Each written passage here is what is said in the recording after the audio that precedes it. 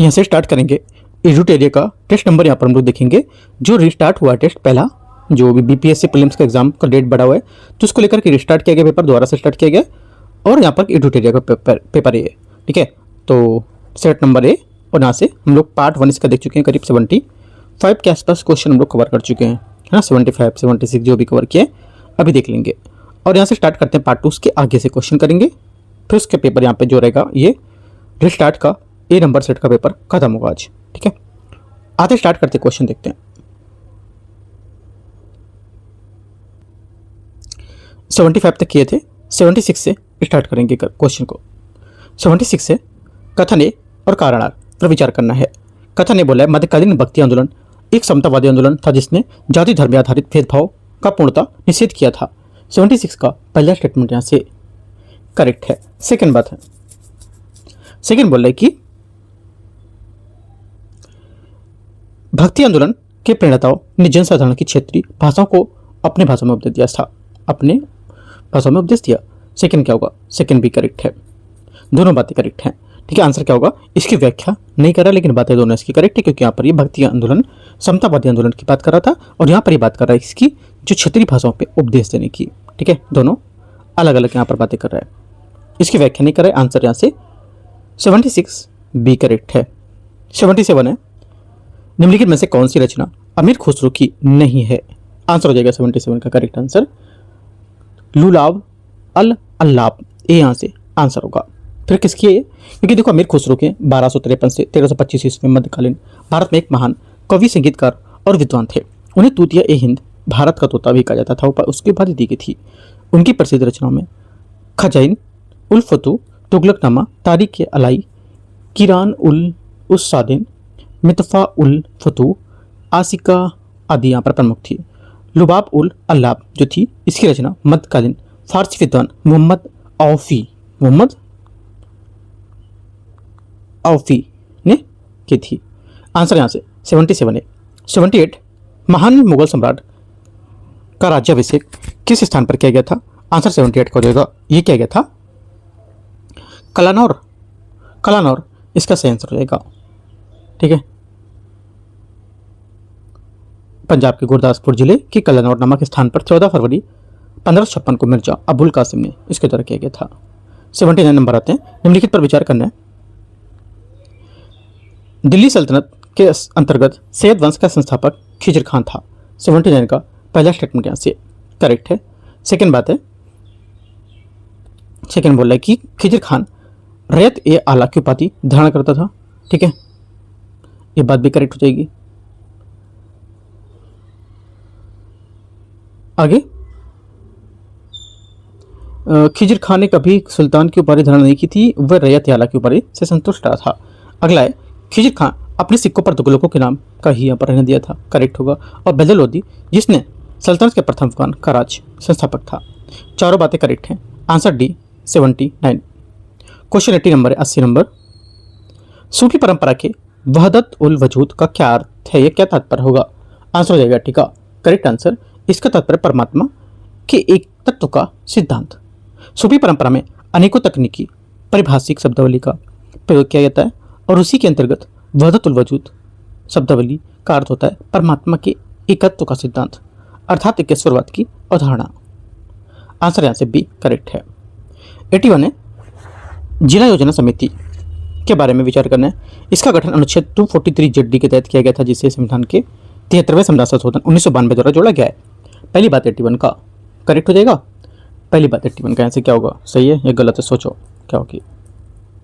देखो ये 243 ZD के तहत जिला योजना समिति के संविधान के भाग 9 में 74वें संविधान संशोधन में जोड़ा गया था, ठीक है, न कि 73वें में। पहला गलत हो गया। सेकंड बोला है, पहला तो गलत हो जाएगा ना। पूछा क्या इसमें, कौन सा सही पूछा है। 243 का ZD इसके संविधान के भाग 9 के 73वें संविधान 74वें संविधान जोड़ा गया था। हाँ 74वां ही होगा इसमें, है ना, 73वां नहीं होगा, पहला गलत है। सेकंड बात है, ये जिले में पंचायत और नगर पालिकाओं द्वारा तैयार की गई योजनाओं के मसौदे को एक साथ लाने के लिए एकीकरण के लिए जिम्मेदार है। ये बात करेक्ट है। आंसर केवल 2 करेक्ट है, तो बी। क्वेश्चन नंबर 82 82 नंबर है, किसी जिले या किसी राज्य को लेकर के अनुसूचित जातियों को निर्दिष्ट करने का बारे में विचार करना है। किसी राज्य के लिए अनुसूचित जातियों का निर्दिष्ट करने का प्रारंभिक सार्वजनिक अधिसूचना जारी करने का अधिकार भारत के राष्ट्रपति के पास होता है। पहला करेक्ट है। सेकंड, राज्य के राज्यपाल के पास राज्य के राजपत्र गजट अधिसूचना के माध्यम से अनुसूचित जातियों की सूची में जातियों को जोड़ने हटाने का अधिकार होता है। ये बात यहाँ से क्या होगी, इसकी गलत हो जाएगी, क्योंकि अनुच्छेद 341 का 2 उसके तहत इस सूची में जातियों को बाद में शामिल करने हटाने का केवल संसद को ही कानून के माध्यम से कर सकती है। राज्यपाल या राज्य सरकार अनुसूचित जातियों की सूची में संशोधन का कोई अधिकार नहीं होता है। ओनली वन करेक्ट है। 83 नंबर है, भारत के निम्नलिखित में से आयोगों पर विचार करना है। राष्ट्रीय पिछड़ा वर्ग आयोग, राष्ट्रीय मानवाधिकार आयोग, राष्ट्रीय विद्या आयोग और उपभोक्ता विवाद निवारण आयोग। 4 बातें दे रखी है। इसमें से कितने संवैधानिक आयोग हैं? संवैधानिक आयोग है, ये हो जाएगा केवल एक है। कौन सा? राष्ट्रीय पिछड़ा वर्ग आयोग संवैधानिक निकाय है। इससे 102 में संविधान संशोधन अधिनियम 2018 के तहत अनुच्छेद 338 के तहत संवैधानिक दर्जा प्रदान किया गया था। पहला हो गया। राष्ट्रीय मानवाधिकार आयोग, ये क्या है? एक वैधानिक निकाय है। भारत की विधि आयोग, ये क्या होगा? एक गैर वैधानिक निकाय है। और राष्ट्रीय उपभोक्ता विवाद एक वैधानिक निकाय है। तो सिर्फ पहला एक यहाँ पे होगा जो संवैधानिक निकाय है। संवैधानिक वो होता है जिसमें आर्टिकल का प्रयोग किया जा रहा है। 84 नंबर है, भारत की संविधान सभा में BN राव को आधिकारिक भूमिका क्या थी? इनकी आधिकारिक भूमिका थी कि संविधान के जो सभा थी उसके संवैधानिक सलाहकार, है ना, संवैधानिक सलाहकार सर BN राव को संविधान सभा का संवैधानिक सलाहकार नियुक्त किया गया था। उन्होंने संविधान के मूल प्रारंभिक मसौदा तैयार किया था, जिसका बाद में प्रारूप समिति की समीक्षा की ओर से बेहतर बनाया गया। और प्रारूप समिति के अध्यक्ष डॉक्टर BR अम्बेडकर। आगे क्वेश्चन 85, संविधान सभा के राज्यों की समिति के बारे में, जो राज्यों की बातचीत करने को लेकर समिति के अध्यक्ष के रूप में किसने काम किया, बताना है आपको। आंसर हो जाएगा 84 का करेक्ट आंसर यहाँ से ये हो जाएगा बी करेक्ट, जवाहरलाल नेहरू इसका सही आंसर होगा। क्वेश्चन 85 आता है 85 नंबर। 85 है, भारतीय संविधान जो सभा है उसमें राज्यों की समिति, राज्यों के साथ बातचीत करने वाली समिति के अध्यक्ष के रूप में किसने काम किया? 85 का आंसर हो जाएगा, ये काम किया था किसने? जवाहरलाल नेहरू, बी यहाँ से सही आंसर होगा। 86 है, भारतीय संविधान का निम्नलिखित में से कौन सा प्रावधान भारत सरकार अधिनियम 1935 से लिया गया था? 86 का सही आंसर यहाँ से आपातकालीन प्रावधान, बी यहाँ से सही आंसर 86 का। 87 नंबर क्वेश्चन है, इसमें बोले 87 में भारत के निम्नलिखित राज्यों के गठन पर विचार करना और इन्हें सही कालक्रम में व्यवस्थित करना है। सही कालक्रम में लगाएंगे तो क्या आएगा? देखो यहाँ पे सही कालक्रम इसका जो होगा ये हो जाएगा 87 का। पहला तो आएगा आपका नागालैंड, है ना, तीसरा नंबर। उसके बाद क्या आएगा? उसके बाद आएगा पहला, मतलब क्या आएगा? पंजाब, ठीक है, नागालैंड पंजाब। उसके बाद आएगा आपका चौथा सिक्किम, फिर आपका दूसरा अरुणाचल प्रदेश। करेक्ट आंसर यहाँ से 3142 सही आंसर है। आगे आते क्वेश्चन यहाँ से 87 हो गया। 88 नंबर,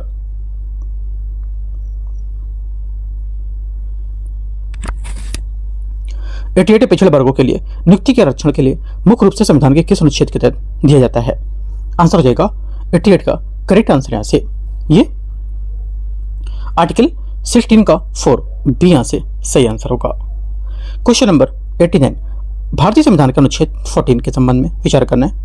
पहली बात है, कानून के समक्ष समानता का अवधारणा ब्रिटिश मूल की है, जबकि कानूनों के समान संरक्षण अमेरिकी संविधान से लिया गया है। पहला स्टेटमेंट इसका 89 का पहला स्टेटमेंट यहाँ से क्या होगा? करेक्ट होगा। 89 की फर्स्ट स्टेटमेंट यहाँ से सही है। सेकंड स्टेटमेंट है, कानून के समक्ष समानता एक सकारात्मक अवधारणा है, जबकि कानूनों के समान संरक्षण एक नकारात्मक अवधारणा होगी। सेकंड बात क्या होगी? सेकंड बात यहाँ से ये गलत है, ठीक है। ओनली वन यहाँ से करेक्ट है, एक आंसर 89 का करेक्ट है। क्वेश्चन नंबर 90, अनुच्छेद 171 के अनुसार राज्य विधान परिषद के अधिकतम सदस्यों की संख्या कितनी हो सकती है? आंसर हो जाएगा ये हो सकती है करेक्ट आंसर 90 का, ये विधानसभा की कुल सदस्य संख्या का 1/3, बी यहाँ से सही आंसर है 90 का। 91 जीडीपी के डिफ्लेटर के संबंध में विचार करना है। ये अन्य सूचकांक की तुलना में मूल्य व्यवहार का एक बेहतर माप है क्योंकि इसमें देश की उत्पादित सभी वस्तुओं और सेवाओं को शामिल करते हैं। पहला क्या होगा, पहला स्टेटमेंट यहाँ से 91 का करेक्ट हो जाएगा। सेकेंड बात है, यदि जीडीपी डिफ्लेटर 1 से कम है तो समान मूल्य स्तर में वृद्धि को दर्शाएगा। ये बात गलत है क्योंकि यहाँ पर यदि डिफ्लेटर 1 से कम है तो मूल्य स्तर में गिरावट को दर्शाता है। ठीक है, आगे जीडीपी डिफ्लेटर की गणना स्थित कीमतों पर जीडीपी और समान वर्तमान जो कीमत होती है उसकी जीडीपी के अनुपात में की जाती है। सेकेंड बात क्या होगी, थर्ड बात ये भी गलत है क्योंकि जीडीपी का जो डिफ्लेटर वर्तमान में कीमतों में जीडीपी की स्थिर कीमतों पर जीडीपी में मूल्य व्यवहार को दर्शाता है। आंसर ओनली 1 करेक्ट है, 91 का 1 करेक्ट हो जाएगा। 92 आते हैं 92 नंबर।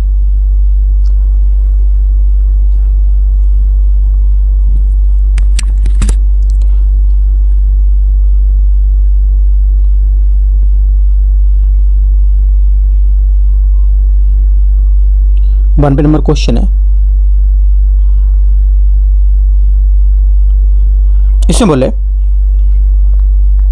भारतीय रिजर्व बैंक द्वारा शुरू की गई स्थायी सुविधा जमा एचडीएफ के बारे में विचार करना है। स्थायी जमा सुविधा आरबीआई को बिना किसी संपार्श्विक की तरलता की अवशोषित करने की अनुमति देता है। पहली बात क्या होगी, पहला आंसर स्टेटमेंट इसका क्या रहेगा, ये 92 का करेक्ट है।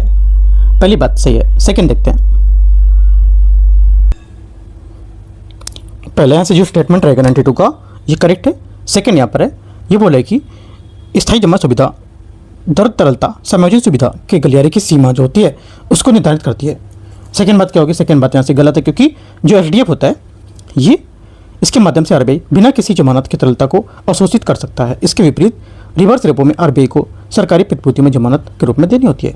सेकंड गलत है। तीसरा, स्थायी जमा सुविधा जो होती है इसमें नीति के गलियारे के नीचे निचले स्तर के रूप में यहाँ पर निश्चित रिवर्स रेपो दर का स्थान लेती है। ये बात करेक्ट है। आंसर 1 और 3 सही है। 92 का आंसर क्या होगा, बी करेक्ट हो जाएगा। आगे आते क्वेश्चन 93 नंबर है।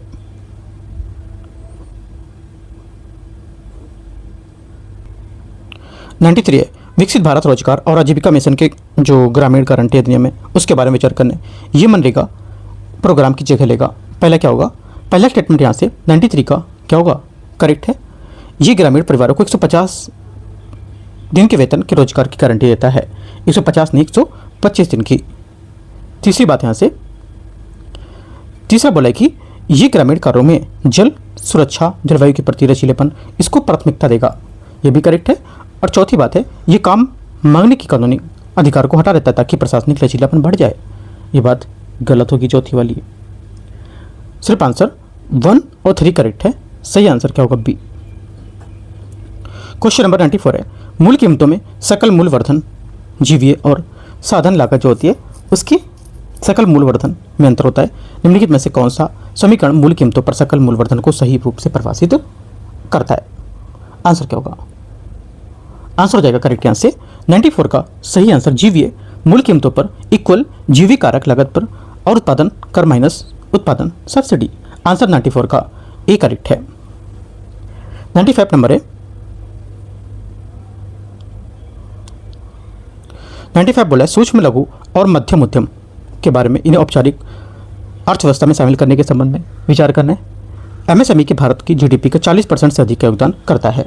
95 पहला स्टेटमेंट यहाँ से क्या होगा, गलत है क्योंकि यहाँ पर 30% बनाया था, 40% नहीं। व्यापार प्राप्ति छूट प्राप्ति जो होती है प्रणाली उसका दायरा बढ़ाने के लिए इसकी सीमा 500 करोड़ टर्नओवर तक बढ़ा दिया गया है। सेकेंड बात यहाँ से क्या होगी, ये बात गलत है क्योंकि 500 करोड़ से घटाकर 250 करोड़ कर दिया है। ठीक है, दोनों बातें गलत हैं। आंसर पूछा सही कौन सा होगा तो कोई सही नहीं है, डी यहाँ से सही आंसर है। 96 होते हैं। 96 नंबर है, इसमें बोला बिहार सरकार के बजट 2026-27 में राज्य के लिए लक्षित यहाँ पर जो राजकोषीय घाटा है वो क्या है। आंसर हो जाएगा लक्षित राजकोषीय घाटा जो है 96 का सही आंसर ये जीएसडीपी का 3% है। ठीक है, आंसर सी करेक्ट है। क्वेश्चन नंबर 97 है, 16वें वित्त आयोग की सिफारिशों के आधार पर 2026 से 31 की अवधि के लिए केंद्रीय करों के विभाजन पूल में बिहार का व्यक्तिगत हिस्सा क्या है। 97 का आंसर क्या होगा, 97 का आंसर हो जाएगा 9.95% इसका सही आंसर होगा। 98 नंबर है, बिहार में लागू सतत जीविकोपार्जन योजना जो है उसके संबंध में विचार करना है। इसका मकसद ग्रामीण परिवारों में, खासकर महिलाओं के नेतृत्व में परिवार को अत्यधिक गरीबी को ख़त्म करना। पहला 98 का स्टेटमेंट यहाँ से करेक्ट है। सेकेंड, ये ग्रेजुएशन अप्रोच को अपनाता है जिसमें उत्पादक संपत्ति देने के साथ साथ लगातार मार्गदर्शन और जीविका को सहायता भी देता है। सेकेंड बात ये भी करेक्ट है। ये कार्यक्रम बिहार ग्रामीण आजीविका संवर्धन सोसाइटी जीविका के सहयोग से चलाया जा रहा है। तीसरी बात यहाँ से क्या है, ये भी करेक्ट है। आंसर 1 2 3 करेक्ट होगा। चौथी बात यहाँ से इसकी गलत है। क्यों? क्योंकि ये योजना लक्षित परिवारों को मनरेगा की तरह की गारंटेड मजदूर वाला रोजगार देती है। ये बात गलत है। आगे आते क्वेश्चन 99 नंबर, बिहार में श्रम बल भागीदारी दर LFPR के बारे में विचार करना है कि जो आर्थिक सर्वेक्षण 25-26 था उसके तहत कौन सा सही है। पहली बात है, पहला है बिहार में महिलाओं के LFPR राष्ट्रीय औसत से अधिक है। यह बिहार में महिलाओं के LFPR अखिल भारतीय औसत से कम है। तो क्या होगा इसका आंसर? देखो 99 का जो आंसर हो जाएगा ये हो जाएगा यहाँ से करेक्ट। इसका क्या कि बिहार में महिलाओं का LFPR जो है ये अखिल भारतीय औसत से 11.2% या 11.2% कम है। सही आंसर क्या होगा? सही आंसर 99 का बी करेक्ट है। क्वेश्चन 100 है, स्थिर कीमतों 2011-12 पर वित्तीय वर्ष 2024-25 के लिए बिहार के अनुमानित निवल राज्य घरेलू उत्पाद NSDP क्या है? NSDP जो है ये हो जाएगा 100 का सही आंसर ये है 4,71,322 करोड़। 100 का डी यहाँ से करेक्ट आंसर होगा। 101 नंबर, यदि भारत का मानक समय 82 डिग्री 30 मिनट पूर्वी देशांतर पर आधारित है ना होकर 68 डिग्री 60 मिनट पूर्वी देशांतर पर होता है तो सबसे अधिक लाभ किस क्षेत्र को होता है? सबसे अधिक जो लाभ होगा ये होगा पश्चिमी भारत को। 102 है, चैनल यहाँ पर विभाजित इसके क्षेत्र। पहली बात 8 डिग्री चैनल मालदीव लक्षद्वीप से, ठीक है। पहला क्या होगा? 102 का पहला स्टेटमेंट यहाँ से सही है। पहली बात यहाँ से गलत है क्योंकि 8 डिग्री चैनल मालदीव मिनी का होगा, है ना, लक्षद्वीप ने। 9 डिग्री चैनल मिनी का लक्षद्वीप, ये बात इसकी करेक्ट है। बाकी सब गलत है। 6 डिग्री चैनल क्या होगा? 6 डिग्री चैनल जो है ये इंदिरा पॉइंट इंडोनेशिया, गलत हो गया। 10 डिग्री ग्रेट न्यूपोर्ट सुमात्रा नहीं होगा, ये होगा अंडमान निकोबार और लघु अंडमान निकोबार, है ना, अंडमान व लघु अंडमान निकोबार। आंसर यहाँ से क्या होगा? बी करेक्ट है इसका। सिंधु नदी की दाहिने तट की ओर से मिलने वाली काबुल नदी किस स्थान से, ये किस स्थान पर मिलती है? आंसर हो जाएगा ये मिलती है 103 का सही आंसर अटक। कटक नहीं है, अटक है, ठीक है, याद रखना है। आंसर यहाँ से 103 का बी करेक्ट है। 104 नंबर है, महाराष्ट्र की सर्वाधिक सबसे लंबी स्थलीय सीमा किस राज्य के साथ लगती है? 104 का सही आंसर हो जाएगा ये लगती है मध्य प्रदेश के साथ में। क्वेश्चन नंबर 105 है, 105 है, कश्मीर की घाटी झीलम नदी द्वारा निर्मित हिमानी जलोढ़ निक्षेप को क्या कहते हैं? 105 का आंसर हो जाएगा, इसे कहते हैं करेवा। क्या कहते हैं? करेवा। 106 नंबर क्वेश्चन आते हैं, सूची 2 को मैच करना है। नीली क्रांति मत्स्य उत्पादन, ठीक है। पीली क्रांति सरसों होगा क्या, तिलहन उत्पादन से। और स्वर्ण क्रांति क्या हो जाएगा? बागवानी उत्पादन। बैगनी क्रांति हो जाएगी किससे? लेवेंडर उत्पादन, ठीक है। और भी लिख सकते हो, रजत क्रांति अंडा उत्पादन से, एक्स्ट्रा पॉइंट है। काली क्रांति कच्चा तेल उत्पादन। और खाकी क्रांति या भूरी क्रांति जो होती है चमड़ा उत्पादन से। सही आंसर यहाँ से 106 का बी करेक्ट है। 107 आते हैं, हॉर्मुज जल संधि के संबंध में विचार करना है। पहली बात है ये फारसी खाड़ी को ओमान खाड़ी से जोड़ता है। 107 का पहला स्टेटमेंट यहाँ से करेक्ट है। सेकेंड बात है ये संयुक्त अरब अमीरात यूएई और ओमान को इराक से अलग करेगा, गलत है क्योंकि ये जल संधि उत्तर में ईरान को, दक्षिण से ओमान और संयुक्त अरब अमीरात को अलग करती है। इसका इराक भौगोलिक सीमा से कोई सीधा संबंध नहीं होगा। 1 सिर्फ करेक्ट है, एक आंसर होगा। 108 है, निम्नलिखित में से कौन सा सही सम्मिलित नहीं कर रहा है? 108 में कौन सा सही सम्मिलित नहीं है? आंसर हो जाएगा 108 का सही आंसर यहाँ से गोरनाया सोरिया सूती वस्त्र के लिए, ये गलत हो जाएगा बी नंबर। सम्मिलित पूछा कौन सा नहीं है तो ये गलत है क्योंकि गोरनाया सोरिया जो है ये रूस के साइबेरिया क्षेत्र में कोमेरेवो ओब्लास्ट में स्थित एक पहाड़ी इलाका था। यह क्षेत्र खनिज संपदा और विशेष रूप से उच्च गुणवत्ता और लौह अयस्क के लिए विशाल भंडार के लिए जाना था। आंसर 108 का बी करेक्ट है। 109 नंबर आते हैं। 109 बोला है कि 2011 की जनगणना के अनुसार निम्नलिखित में से किस राज्य में कुल जनसंख्या की तुलना में अनुसूचित जनजाति एसटी का जो शेड्यूल ट्राइब होती है उसका प्रतिशत न्यूनतम है, किस में? आंसर हो जाएगा 109 का सही आंसर यहाँ से ये क्या होगा? 109 का करेक्ट आंसर उत्तर प्रदेश। उत्तर प्रदेश की कुल जनसंख्या में अनुसूचित जनजाति जो है एसटी, इसका प्रतिशत कितना है? 0.6%, 1% से भी कम है। ठीक है, आगे आते क्वेश्चन 110 है। धरती पंचवर्षीय योजना के दौरान सर्वाधिक या सार्वजनिक क्षेत्रों में स्थापित लौह एवं इस्पात संयंत्र के सभी यहाँ पर समूह के बारे में विचार करने कौन सा यहाँ पर सही होगा? 110 का जो आंसर हो जाएगा यहाँ से करेक्ट ये होगा भिलाई, दुर्गापुर, राउरकेला, सी यहाँ से सही आंसर है। 111 आते हैं। पृथ्वी की गुरुत्वीय त्वरण जी है जो, इसका मान परिवर्तन के संबंध में विचार करना है। पृथ्वी के घूर्णन और आकार के कारण ध्रुवों में विषुवत रेखा की ओर जाने पर गुरुत्वीय त्वरण का मान लगातार घटता जाता है। पहली बात क्या है? पहला स्टेटमेंट 111 का करेक्ट है।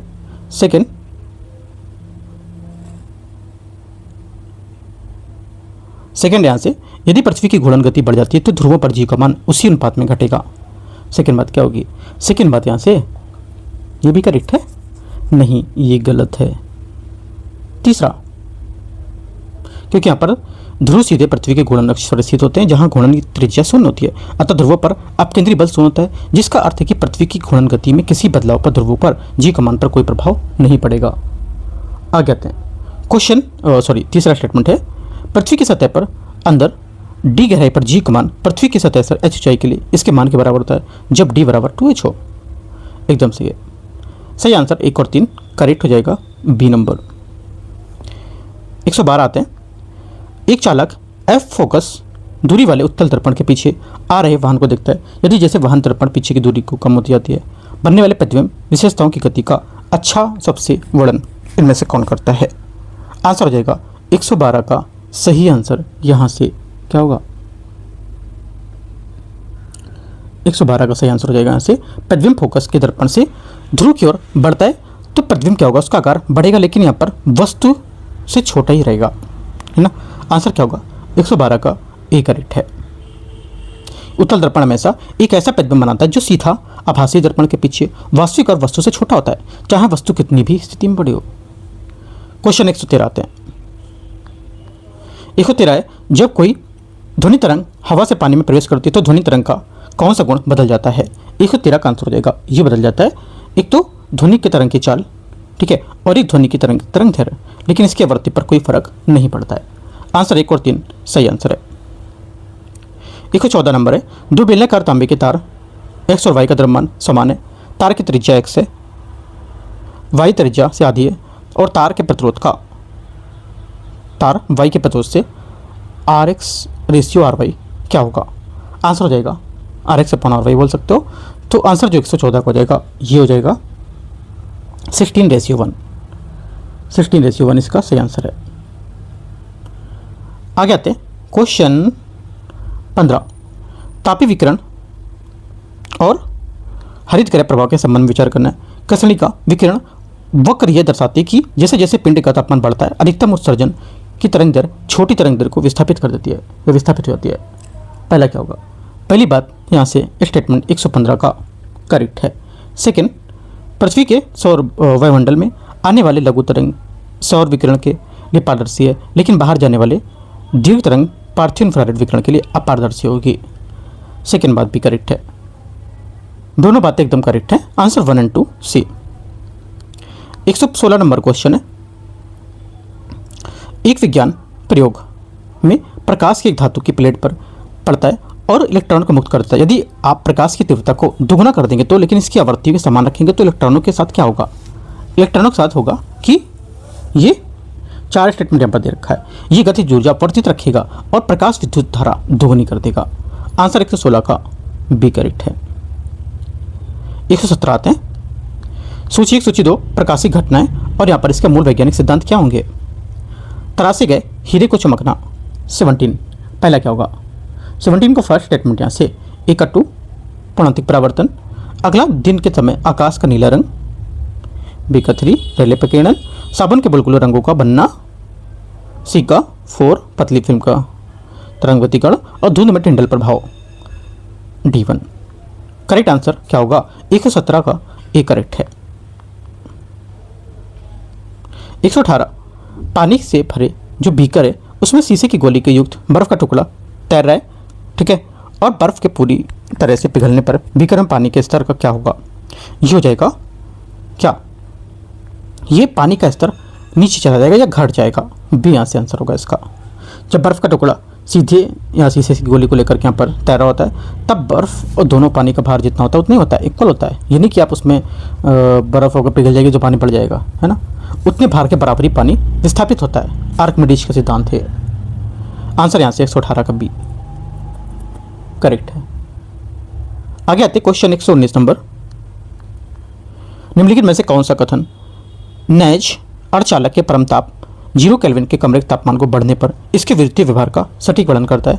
आंसर हो जाएगा 119 का सही आंसर यहाँ से। इसका प्रतिरोध घटता है क्योंकि सहसंयोजक बंध टूटता है जिससे मुक्त इलेक्ट्रॉन होल युग्म उत्पन्न होते हैं। 119 का बी करेक्ट आंसर है। 120 नंबर है। निम्नलिखित में से कथन पर ए और आर पर विचार करना है। कथन एक कारण लंबी दूरी की विद्युत शक्ति संचरण के लिए दिक धारा डीसी की तुलना में प्रतिवर्ती धारा एसी प्राथमिकता दी जाती है। 120 का पहला स्टेटमेंट क्या होगा? पहला यहाँ से करेक्ट है।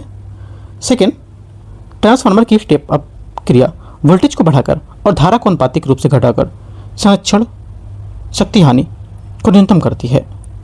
सेकेंड बात क्या है? सेकेंड बात भी इसकी करेक्ट है, व्याख्या भी कर रहा है क्योंकि यहाँ पर दी गई यहाँ पर शक्ति में P बराबर VI कॉस जो थीटा होता है एक तरह से, उसके लिए वोल्टेज V को बढ़ाने पर धारा I अनुपातिक रूप से घट जाती है, क्योंकि यहाँ पर संचलन केवल जो प्रतिरोध में उसमें हानि P बराबर I² होती है और धारा को अदा करने में शक्ति हानि घटकर 1/4 रह जाती है, जिससे क्या होता है लंबी दूरी पर उच्च वोल्टेज AC संचरण अत्यधिक कुशल हो जाता है।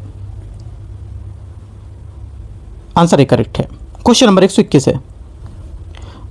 एक उपग्रह पृथ्वी की निचली वृत्ताकार कक्षा LEO की परिक्रमा कर रहा होता है। यदि इसकी कक्षीय वेग √2 गुना लगभग 41.4% बढ़ा दिया जाता है तो उपग्रह का पथ क्या होगा? उपग्रह का पथ होगा 121 का सही आंसर। ये एक परवलयाकार पथ पर पृथ्वी के गुरुत्वाकर्षण क्षेत्र से बाहर निकल जाएगा, सी।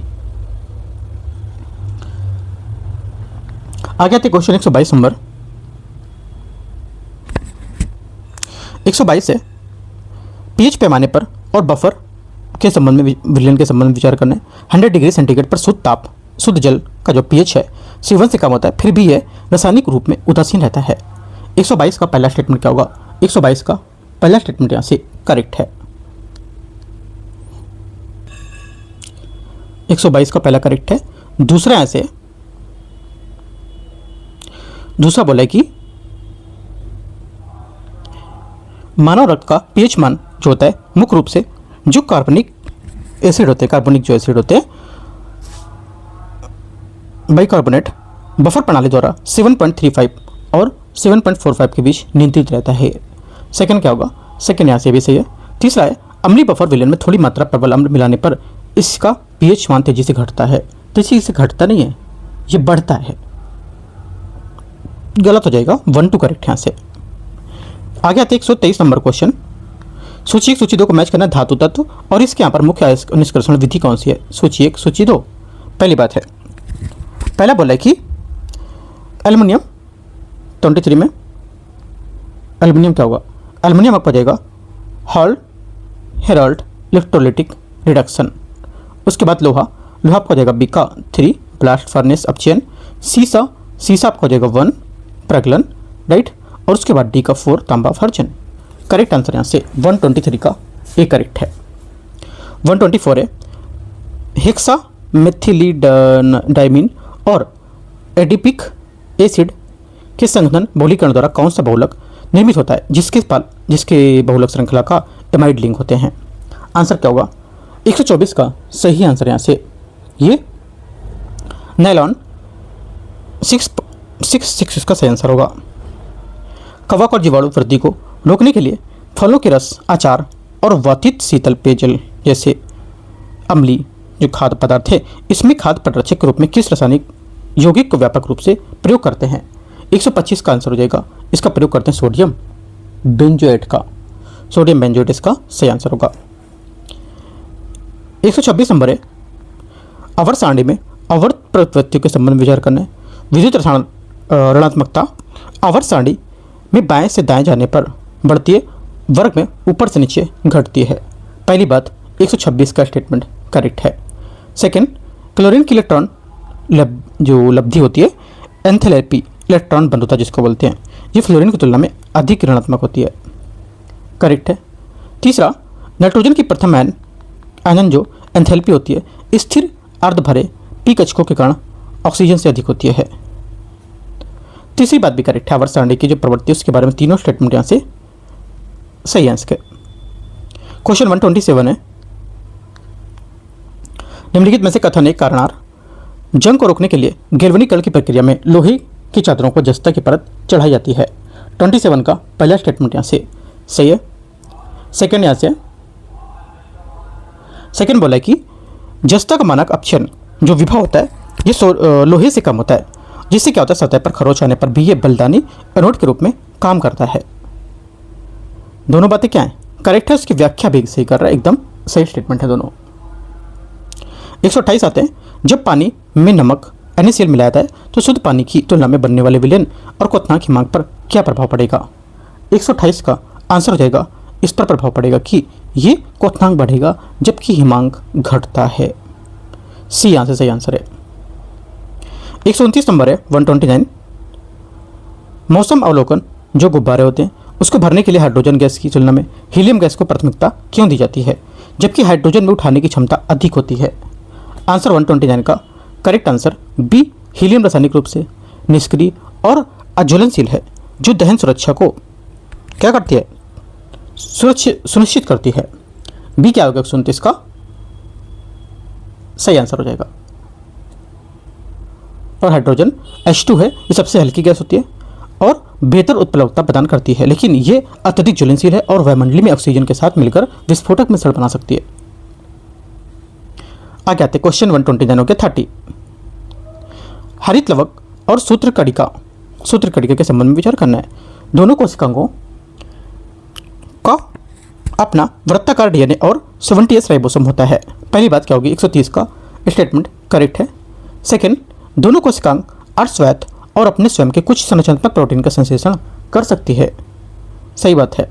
तीसरी बात है, दोनों कोशिकाएं एक फास्फोलिपिड घिरी सतह झिल्ली से घिरे होते हैं। तीसरी बात करें क्योंकि दोनों कोशिकाएं दोहरी झिल्ली से घिरे होते हैं, जो एक यूकैरियोटिक उत्पत्ति को लेकर अंतःसजीवी सिद्धांत का समर्थन करते हैं, आंतरिक और बाहरी झिल्ली दोनों को। तीनों बातें करेक्ट हो जाएंगी, है ना? आंसर क्या होगा? 1 2 3 सभी करेक्ट है, डी। क्वेश्चन नंबर 131 है, मानव आमाशय में म्यूकोसल परत की जठर ग्रंथियां स्थित पार्श्वी कोशिकाएं जो होती हैं निम्नलिखित में से किस आवश्यक पदार्थ को स्राव करती हैं? आंसर हो जाएगा 131 का, ये करती है एक तो हाइड्रोक्लोरिक अम्ल और दूसरा हो जाएगा आंतरिक कारक में विटामिन B12 और शोषण के लिए आवश्यक होती है जो, और पेप्सिनोजेन इसमें नहीं होगा, ये गलत हो जाएगी। पेप्सिनोजेन एक निष्क्रिय एंजाइम है जो मुख्य रूप से कोशिकाओं द्वारा स्रावित होता है और पेरिटल कोशिकाओं द्वारा नहीं। ठीक है, 131 का सी करेक्ट है। 32 132 mRNA के टीके कोविड-19 के द्वारा विकसित हैं, उसके बारे में विचार करना है। विमेजबान कोशिकाओं के कोशिका द्रव में वायरल स्पाइक प्रोटीन को कूटबद्ध करने के लिए संश्लेषित मैसेंजर RNA को पहुंचाता है। 32 का पहला स्टेटमेंट करेक्ट है। सेकेंड बात है, mRNA मेजबान कोशिकाओं के केंद्रक में प्रवेश करता है और स्थायी रूप से मानव जीनोमिक एकीकृत हो जाता है। सेकेंड बात गलत है क्योंकि प्रविष्टि कराया गया mRNA केंद्रक में प्रवेश नहीं करता है और मानव जीनोमिक DNA में एकीकृत नहीं हो सकता है, क्योंकि मनुष्य में जीनोमिक प्रविष्टि के लिए रिवर्स ट्रांसक्रिप्शन एंजाइम की कमी होती है। 1 से करेक्ट है। तीसरा देखते हैं, मेजबान कोशिका के राइबोसोम में mRNA को एंटीजन प्रोटीन में अनुवादित करता है जो प्रतिरक्षा प्रणाली को सक्रिय बनाता है। तीसरी बात करेक्ट है। आंसर 1 और 3 इसका सही होगा तो सी स्टेटमेंट नहीं, बी स्टेटमेंट करेक्ट है इसका। 133 नंबर है पादप हार्मोन, और यहाँ पर इसका कुछ प्राथमिक कार्य दे रखें, क्या क्या होंगे। ऑक्सिन 33, ऑक्सिन क्या होगा, E2 शीर्ष प्रमुखता और कोशिका निर्गमन को बढ़ावा देना, यह बढ़ाता है। सेकेंड बात है जिब्रेलिन कोशिका विभाजन को बढ़ाएगा, क्या बी का नहीं, गलत हो जाएगा, बी बढ़ाएगा आपका, ये करेगा जो पर्व है उसके दीर्घन और बीज के अंकुरण को बढ़ावा देता है। साइटोकाइनिन क्या करता है, साइटोकाइनिन जो है ये आपको कोशिका विभाजन को बढ़ाएगा, जबकि एब्सिसिक जो एसिड है जल के तनाव के संबंध रंध्रों को बंद करता है। करेक्ट आंसर 133 का ए करेक्ट है। 134 नंबर है न्यूरोसिस्टिकोसिस, जो विकासशील देशों में मिर्गी का एक प्रमुख कारण है, केंद्रीय तंत्रिका तंत्र में किस परजीवी लार्वा के संक्रमण से होता है। आंसर हो जाएगा 34 का करेक्ट आंसर। यहाँ से क्या होगा, टीनिया सीलियस पार्क फीताकृमि इसका सही आंसर होगा बी नंबर। आगे आते हैं 35 नंबर, केंद्रीय तंत्रिका तंत्र संवेदी तंत्रिका तंत्र आवेग मेरुरज्जु के कहाँ प्रवेश करते हैं और तंत्रिका तंत्र का आवेश के बाहर निकलते हैं, ये बताना है।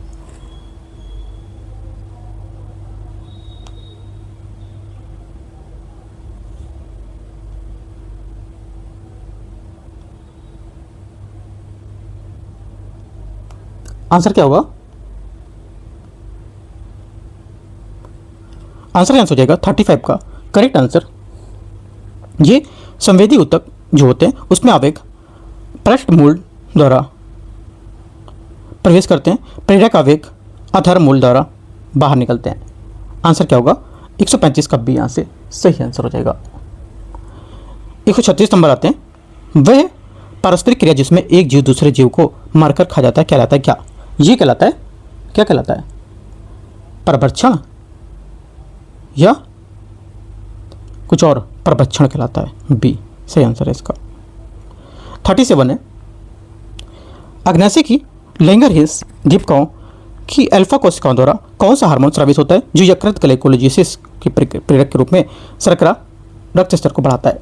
आंसर हो जाएगा 137 का करेक्ट आंसर। यहाँ से क्या होगा सही बताओ, 137 का हो जाएगा ग्लूकागोन, इसका सही आंसर होगा बी। आगे क्वेश्चन 138 नंबर 138, रुधिर वर्ग ए वाला पुरुष रुधिर वर्ग बी वाली महिलाओं से विवाह करता है, उसकी जैविक संतान को कौन से प्रभावित रुधिरांग को विरासत मिल सकता है।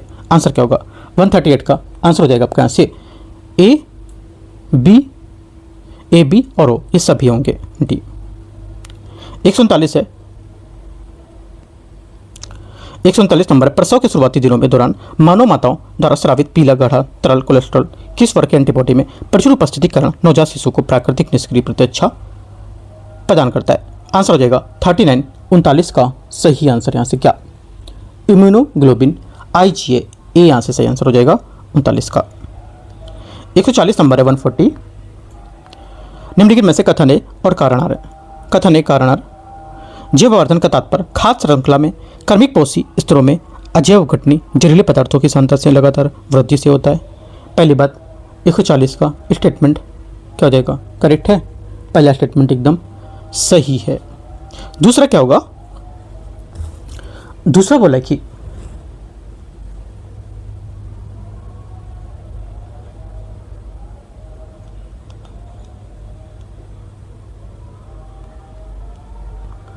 दूसरा बोला है डीडीटी और पारा जैसे अजैव अवघटनी रसायन जीवों द्वारा उपचारित यो सर्जित नहीं किया सकते, वे वसायुक्त ऊतकों में जमा हो जाते हैं। सेकेंड बात क्या होगी, 140 का सेकेंड भी करेक्ट है, दोनों बातें सही हैं। आंसर 1 और 2 ए करेक्ट आंसर है। 141 जब 215 मल्टीपल 326 मल्टीपल 147 को 13 से विभाजित करते हैं तो शेषफल क्या होगा, जो शेषफल इसका होगा वो हो जाएगा 141 का करेक्ट आंसर 2 हो जाएगा। तीन दोस्त ABC मिलकर 2-3 रेशियो के काम करते हैं, तो देखो पूरा क्वेश्चन रीड करना है, मैं इसका सिर्फ आंसर आपको बता रहा हूँ, ठीक है। आंसर हो जाएगा 142 का, जो ये हो जाएगा करेक्ट क्या 12,848.84 बी करेक्ट आंसर है। 143 है वह यहाँ पर लुप्त पद या विकल्प करना जिसमें सामूहिक घुमाना मना होगा। आंसर क्या होगा 4 स्टेटमेंट में,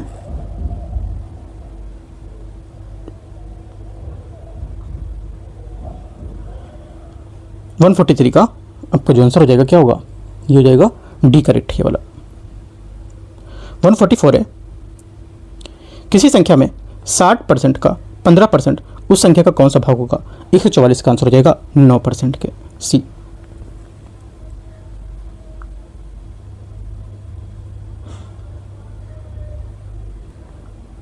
वन 45 बैलून शब्द का अक्षरों का उपयोग करके कितने अर्थपूर्ण या अर्थहीन अंग्रेजी शब्द बनाए जा सकते हैं, आंसर 145 का हो जाएगा 1260, डी।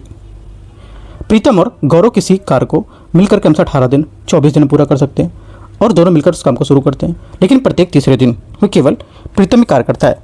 कार्य कितने दिनों में पूरा होगा बताना है, आंसर 146 का हो जाएगा। ये कितने दिनों में पूरा होता है, 12 दिनों में। लुप्त संख्या क्या होगी यहाँ पर बताना है आपको 47 में,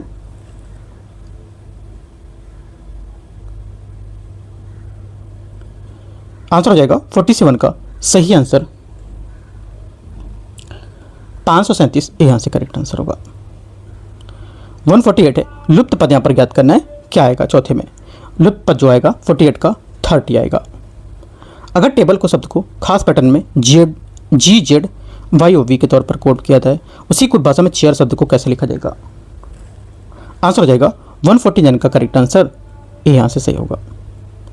लास्ट क्वेश्चन है 150, रिक्त स्थान की पूर्ति करने क्या आएगा, रिक्त स्थान की पूर्ति करेंगे तो आंसर हो जाएगा 150 का सही आंसर यहाँ से QPQR, सी यहाँ से सही आंसर है। तो इस टाइप से हम लोग ने 150 क्वेश्चन देख लिए। यहाँ पर जो पहला पेपर था एडुट एरिया का जो स्टार्ट हुआ पेपर, अभी री स्टार्ट पेपर हुआ है उसका, ठीक है। और भी आगे जो पेपर आएंगे हम लोग यहाँ पर इसको देखते रहेंगे।